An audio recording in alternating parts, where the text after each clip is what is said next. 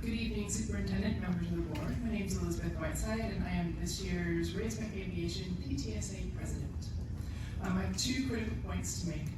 The first is that the sudden unexplained removal of Principal Tipton sent shockwaves through our campus, leaving students, teachers, and families anxious and demanding answers. For a month, the district's sole communication was a single vague sentence.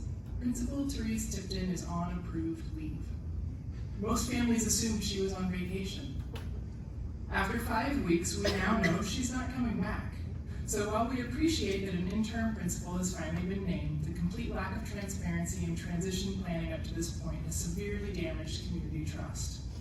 On top of all of this, critical budget planning was highlighted as starting in March. She was removed at the end of April, and now we've got like a week to get the budget finalized. Like where's the advocacy happening for our students, right? How is that being truly managed?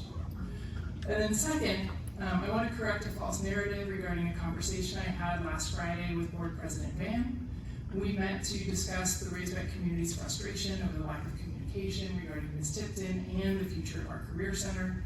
At no time did President Van cite allegations of misappropriations of funds on behalf of Ms. Tipton. The only time financial misconduct came up is when I shared a story that in the absence of any official facts, the students have started an amazing rumor that Ms. Tipton embezzled PTSA funds.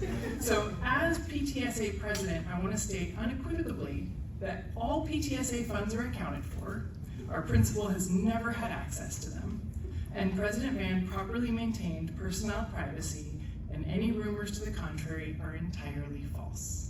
Thank you so much.